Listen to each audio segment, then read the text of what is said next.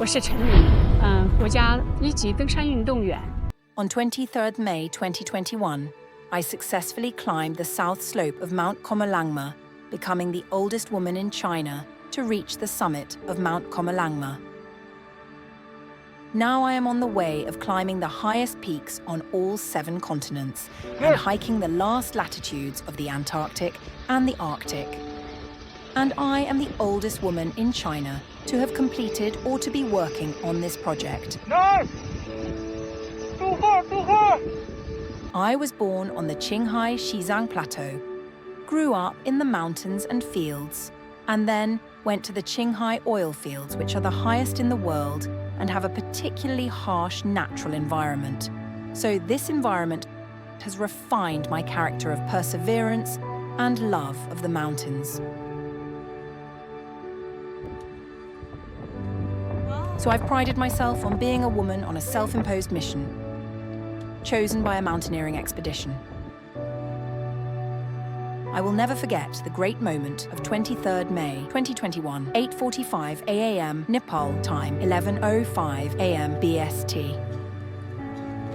When I stood on the summit of Mount Chongqing, I saw that magnificent view of the surrounding mountains surrounded by clouds. It was an exceptionally beautiful day, and the moment I sat on the summit, it was like I was sitting on my mother's lap. I didn't say a word, but I had completed a very wonderful dialogue with Mount Chongqing.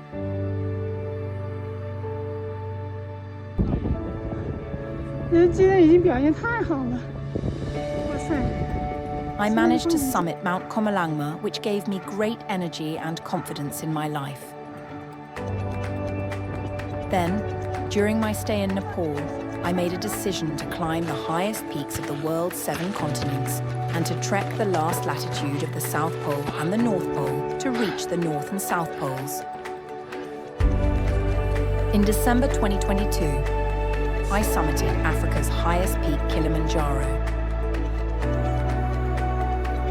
Then, in December 2023, I summited Vinson Massif, the highest peak in Antarctica, and Aconcagua in Argentina, the highest peak in South America, including the South Pole in Antarctica, which was the last dimension of the trek. In June of this year, 2024, I successfully summited Denali, the highest peak in North America. So of the 9 goals I've already accomplished, 6, I have 3 left. Climbing Mount Chongqing, including the highest peaks on the 7 continents of the world. All have to have the following 3 conditions. Firstly, you have to have an exceptionally healthy body, including physical fitness. Secondly, you need to have substantial funds. And thirdly, a long period of time. So, in the process of building up my fitness, I've mainly been running mountains, cross-country running, heavy hiking, heavy stair climbing, and I've also done a few high-altitude mountain climbs.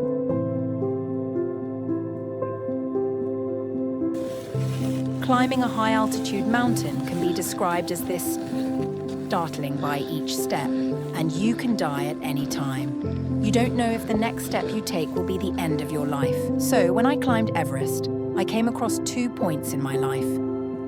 One was at 8,700 meters when my oxygen mask was blocked by snow and ice, which almost stopped me at that altitude. The other was during my descent, when I came face to face with a victim who was 20 centimeters away from me. I was very scared. I fell 5 to 6 meters down a rocky cliff. So I will never forget these 2 occasions. It is extremely difficult when facing a blizzard. In fact, my stress came not only from one high-altitude peak after another, but also from a kind of suspicion and prejudice among the men who climbed with me. They're going to think that you must have had some kind of bad experience that brought you to the mountains to free yourself, to prove yourself.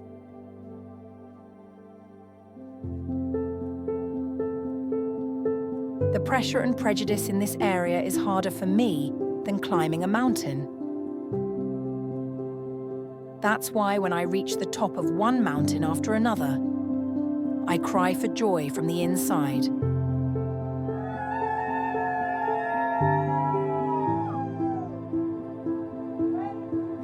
By climbing one high-altitude peak after another, I became acutely aware of the importance of that cultivating a good state of life is what I want to do in my life.